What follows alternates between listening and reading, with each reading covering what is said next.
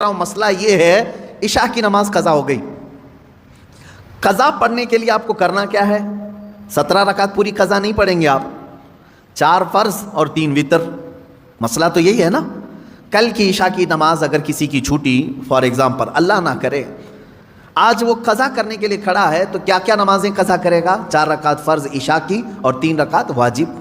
یہ 2 نمازیں قضا ہوتی ہیں عشاء میں, یعنی کل 7 رکعت. وتر کی نماز جب پڑھتے ہیں تو آپ کو یہ بھی معلوم ہے تیسری رکعت میں کیا کرنا رہتا ہے؟ دعائے قنوت.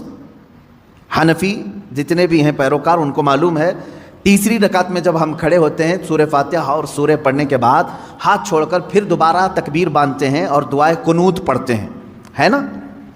آج بھی عشاء کی نماز پڑھیں آپ تو پڑھے ہوں گے نا دعائے قنوت. 3 واجب الوتر کی جو نماز ہے اس کی آخری رکعت میں دعائے قنوت پڑھا جاتا ہے.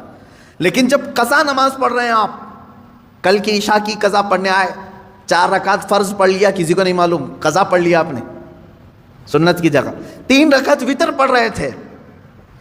حکم یہ ہے کہ دعائے قنوت کے لیے ہاتھ نہ اٹھاؤ, ورنہ دیکھنے والا سمجھ جائے گا کہ یہ ابھی کی نہیں کوئی دوسری پڑھ رہا ہے.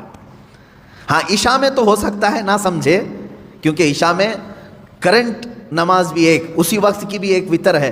ظہر کے وقت اگر کوئی عشاء کی قضا کر رہا تھا تو ظاہر سی بات ہے تیسری رکعت میں جب وہ کھڑا ہو کر کے ہاتھ اٹھائے گا تو جو دیکھے گا وہ سمجھ جائے گا کہ یہ وتر ظہر میں کیوں پڑھ رہا ہے, وتر ظہر میں کیوں پڑھ رہا ہے. تو گویا کہ تم نے سب کو اپنے گناہ کا گواہ بنایا. کل کی تمہاری کچھ چھوٹی تھی وہ آج آ کر پڑھ رہے ہو. گناہ کا گواہ نہ بناؤ کسی کو.